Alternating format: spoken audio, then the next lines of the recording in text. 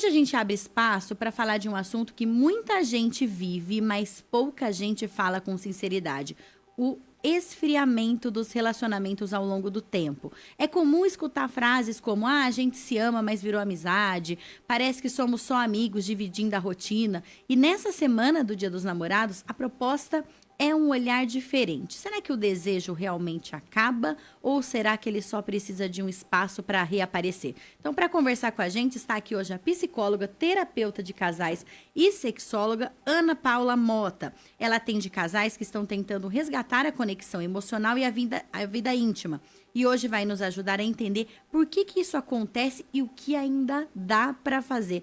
Ana Paula, muito bom dia, muito obrigada por estar aqui com a gente hoje. Bom dia, Suelen. Eu que agradeço o convite. É um prazer estar aqui com vocês. Muita gente acredita que o desejo acaba com o tempo. Isso é verdade ou o desejo só muda de forma? Essa é uma grande questão. Eu diria que muda de forma, mas como os casais eles não compreendem isso e muitas vezes não têm repertório também para encontrar a forma de reacender, eles acabam deixando de lado, vão acreditando que é assim mesmo, que eles não tem o que fazer mais, que é normal com o tempo dar aquela esfriada. Isso, eles acreditam que é assim mesmo. Só que isso é um grande desafio para eles, porque essa crença acaba colocando eles, acreditar nessa ideia acaba colocando eles num lugar de não fazer pelo relacionamento. Então, eles vão acreditando, é assim mesmo, tá tudo bem, vamos seguindo. Como dizem, vamos empurrando com a barriga, né? Porque não tem o que fazer. Então, eles acreditam que é um comportamento normal dentro do relacionamento e seguem a vida assim. Né? Mas não, o desejo ele muda de forma, então ele vai mudando. É diferente do 10 anos de casado, 5 anos ou até menos, né? Pensa lá no namoro. No namoro todo mundo está empolgado, né? Tem muita motivação porque libera muita dopamina, o cérebro. Então na paixão é dopamina pura, então você está motivado para fazer. Então o desejo ele vem espontaneamente. E aí depois de um tempo de relacionamento, vai abaixando, né, essa dopamina, toda essa química cerebral que acontece ali na paixão, e aí o desejo ele vai mesmo se esfriando. Mas aí os casais eles precisam entender que o desejo mudou, ele precisa ser despertado no relacionamento.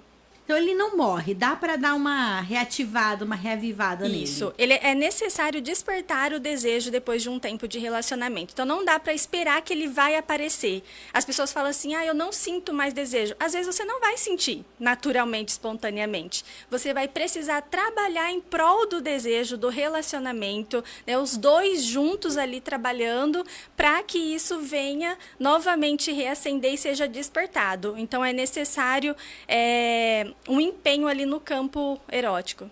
Então se a pessoa fala assim, a gente só está numa fase ruim e essa fase vai passar.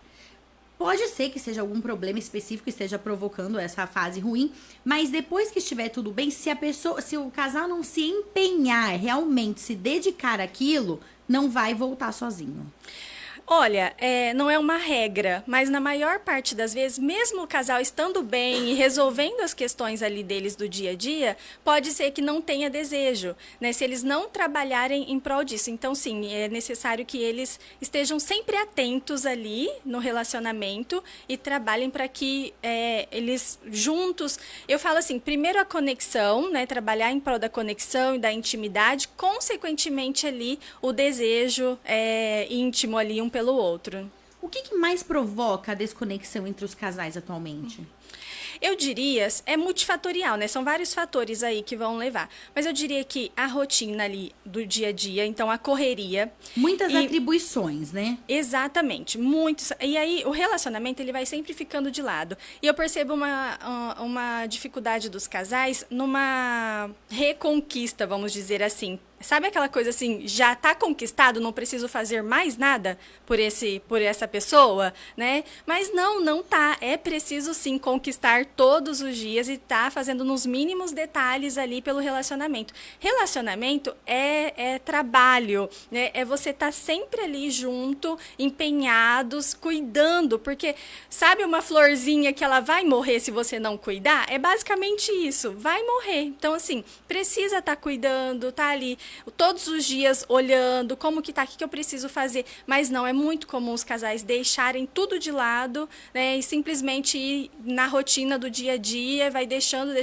Às vezes não tem um dia da semana que eles fazem algo juntos, só os dois, né? A maior parte dos casais, quando eu pergunto qual foi a última vez que vocês saíram só os dois para jantar e conversaram, olhando nos olhos um do outro sem celular, nem lembram qual foi a última vez, né? E eu entendo a rotina, mas se você quer ter um relacionamento, quer estar com alguém, vai precisar trabalhar para que dê certo e seja confortável, bacana para os dois. Você falou sobre a correria do dia a dia. Que outros fatores também costumam atrapalhar se o casal não está atento? Filhos, por exemplo, a chegada dos filhos, a interferência de outros familiares. A gente vê bastante meme na internet falando sobre isso. E se existe meme, é porque tem rastros aí na vida real de interferências de sogra, sogro, cunhada, a família de um dos lados ali tumultuando o relacionamento. Esses fatores também contribuem para dar uma apagada ali na relação? Com toda certeza. A chegada dos filhos é um marco aí muito importante na vida do casal. Então, se eles não estão ali já com uma vida conectados, já não tem, já antes dos filhos chegar, eles precisam já ter essa conexão, essa intimidade, e eles estarem com uma vida ali, vamos dizer assim, leve, tranquila. Porque quando tem questões antes, aí vai piorando muito mais depois dos filhos. Então, assim, em terapia de casal, por exemplo, eu sempre faço uma linha do tempo com eles, desde quando eles se olharam a primeira vez. E geralmente os problemas começam ali, a maior parte dos problemas com a chegada ali dos filhos. Não que os filhos sejam culpados de forma alguma, mas é um momento, um marco, né, que precisa de muita união, muita parceria, precisam de duas pessoas, esses dois adultos trabalhando junto ali para que isso dê certo. É um momento delicado, né, para ambos, muito delicado. E aí, Suelen, vai envolver aí a questão dos pais, que aí nesse momento chegam os pais também. Quando os filhos chegam, aí os pais, mas nós já criamos... O sogro e a sogra que você está falando, né? Exatamente, exatamente, o sogro e a sogra.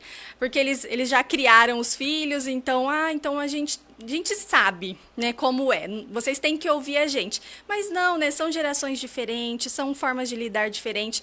E aí vem um outro conflito. Então, como se já não bastasse o conflito ali da chegada do filho, que tudo muito novo, né, o casal está entendendo ainda como lidar, como organizar a rotina. Aí a falta do sono ali, isso causa um estresse enorme para o casal também. Aí vem os pais. E aí não só nesse momento, os pais não, o sogro e sogra ali. E geralmente, quem é o filho ali do sogro, né, o filho precisa se posicionar. É importante que o filho ou a filha ali dos pais que estão se envolvendo precisam se posicionar e mostrar ali que tá tudo bem, né? E se precisar de ajuda, eles vão acionar, né? Não precisa estar ali o tempo todo em cima, né? Tá ok, tá sob controle. Se nós precisarmos, nós vamos chamar, né? E passar isso para que não tenha essa interferência, porque acaba causando muito mais estressores. Ana, isso que você falou agora é muito importante, porque muita gente que às vezes tem problema com o sogro ou com a sogra, vai lá a pessoa diretamente resolver e se posicionar. E muitas vezes isso acaba piorando a situação. Então, por exemplo, se eu tenho um problema ali com o meu sogro, com a minha sogra, e quem tem que resolver isso, me defender, no caso, seria o meu marido. Olha, cada casal vai se organizar de uma forma, mas na minha opinião, sim.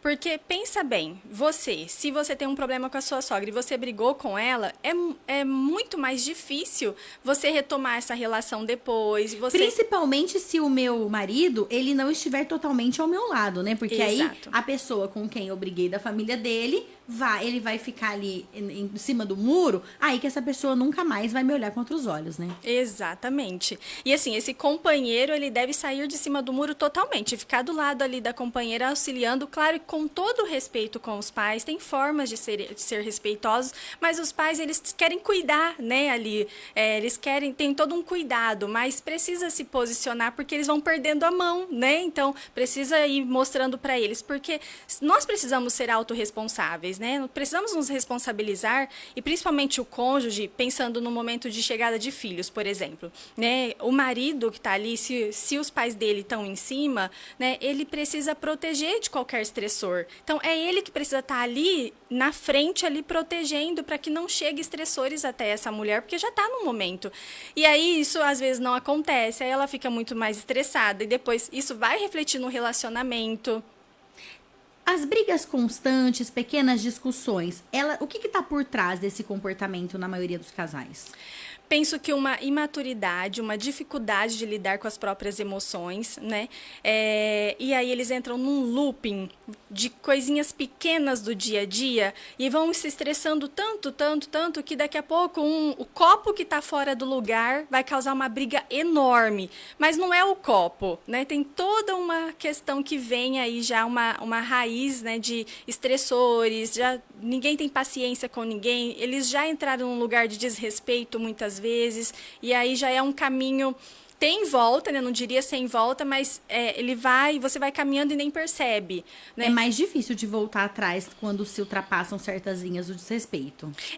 Vão perdendo a mão, parece, sabe? Vão tratando o desrespeito com normalidade no dia a dia, o que não deve acontecer, porque é preciso intencionalidade, é preciso pensar como que eu vou falar com a minha companheira, com o meu companheiro, como que eu tô falando e como eu tô lidando com essa pessoa. Porque geralmente, Sueli, é a pessoa que tá ali o tempo todo, que tá cuidando, que tá auxiliando, né? Então, por que eu vou desrespeitar essa pessoa? Eu preciso ter intencionalidade. E muitos casais tratam as pessoas de fora super bem, né? Então, é super simpático fora de casa, em casa ali é horrível, Inclusive, né? a gente ouve muito, né, casais que se separam e aí uma das partes fala, nossa, mas aquela pessoa fazia isso, fazia aquilo, me tratava assim. E todo mundo fica chocado, fala, como? Mas aquela pessoa é tão legal, é tão simpática, é tão agradável. Porque existe essa diferença. Ou seja, quer dizer, eu acho que isso é até pior, porque quer dizer que a pessoa, ela é capaz, sim, de ser gentil, de ser educada, ela só não quer, ela não escolhe ser assim com quem tá do lado dela, né? Exatamente. Porque fora, ela vai pensar um pouquinho mais para agir com as outras pessoas. Então, ela não vai agir no impulso. Então, ela pensa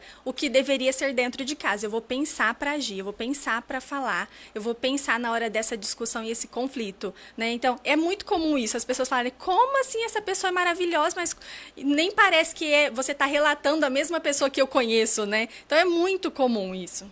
Você falou sobre aquela questão do copo d'água, né? A hora que enche ali a última gotinha, que a pessoa explode e aí a pessoa fala, nossa, mas tá brigando por causa de uma coisa tão pequena e na verdade o outro ali tava guardando muita coisa. Isso. O que você sugere? Que logo no começo, nas pequenas coisas, as pessoas falem aquilo que as incomodam? A comunicação nesse ponto é importante, porque muita gente às vezes guarda aquilo, fala, vai parecer que eu sou chata, vai parecer que eu sou chato, que eu sou implicante, mas é melhor falar já no começo as pequenas coisas do que deixar explodir o negócio?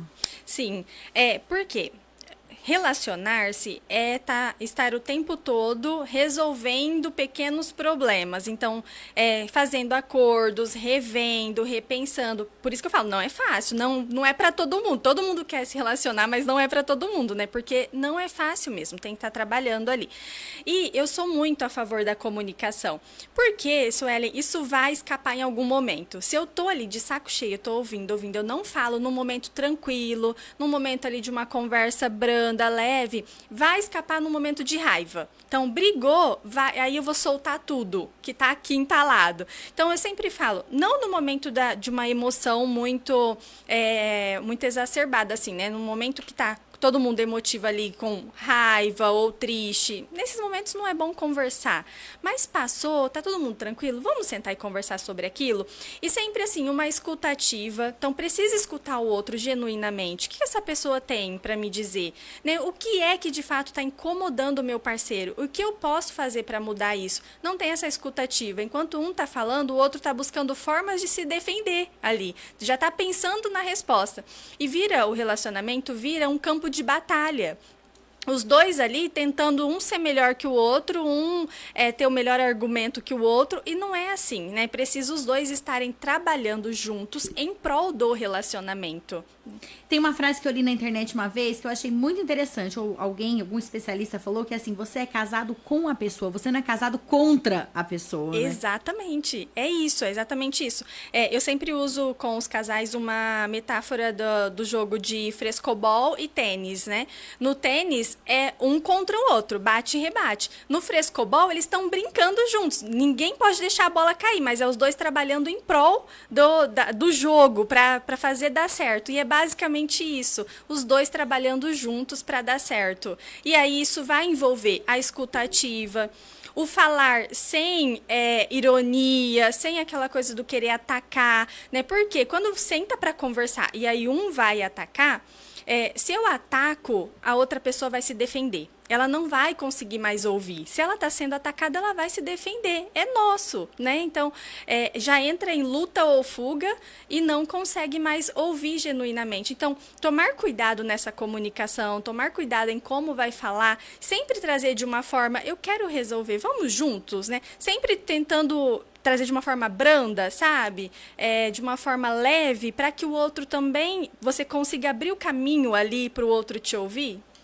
Isso é muito, muito, muito importante. Tenho certeza, tem várias mensagens aqui, eu não vou conseguir ler todas, mas eu bati o olho aqui no Jonathan que mostrou pra mim, muita gente comentando o quanto esse assunto ele é importante. E você trabalha como terapeuta de casais. Normalmente, quem te procura? São as mulheres que procuram mais pra salvar ali o relacionamento? Todo mundo pensa que são as mulheres, né? Mas, ultimamente, são os homens que têm me procurado. Tem tido uma grande quantidade de homens. E eu percebo isso, eu tenho refletido sobre isso. Por que tantos homens têm procurado pela terapia de casal, né? Eu percebo que eles são mais objetivos e querem resolver o problema. Então, muitas vezes eles veem que ali ele já não consegue mais resolver e está nesse looping de conflitos, né? Então, eles me procuram para terapia de casal.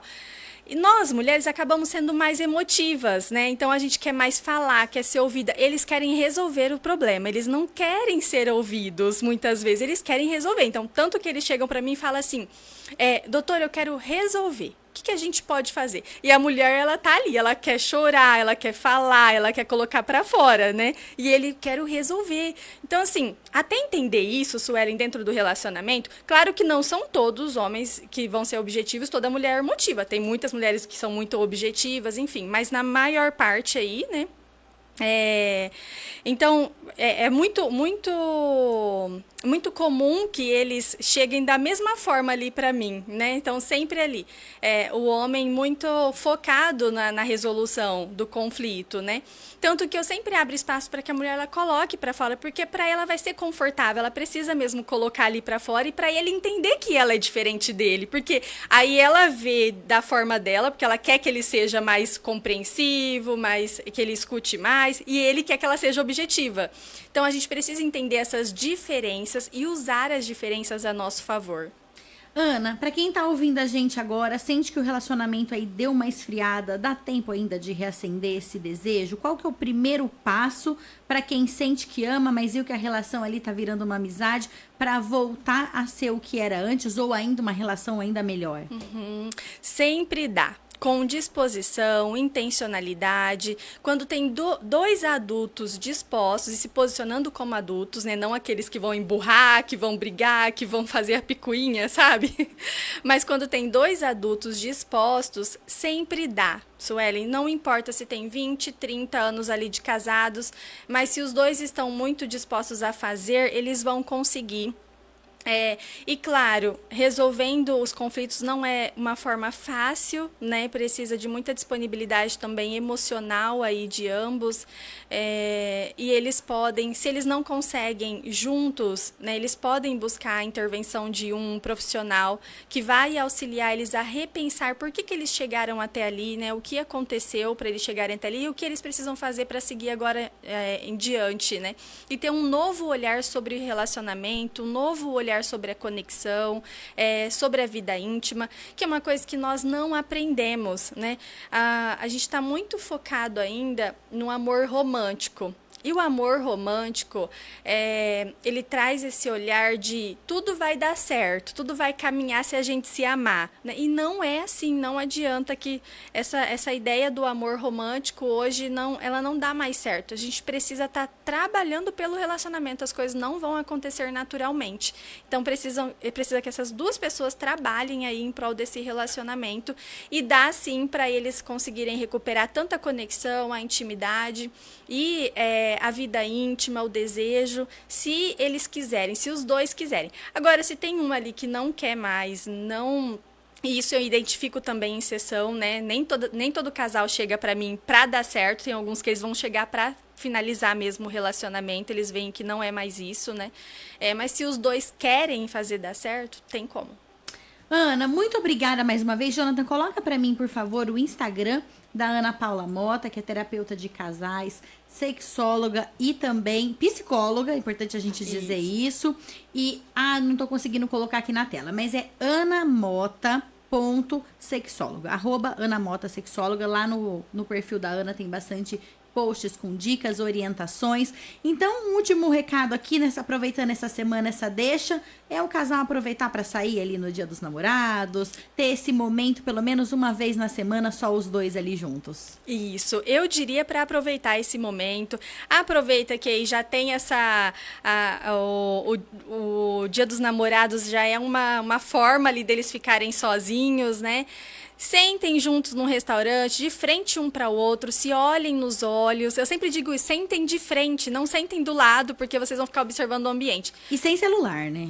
Nossa, por favor, celular de lado, sentem de frente um para o outro, olhem nos olhos, conversem, né, de forma tranquila.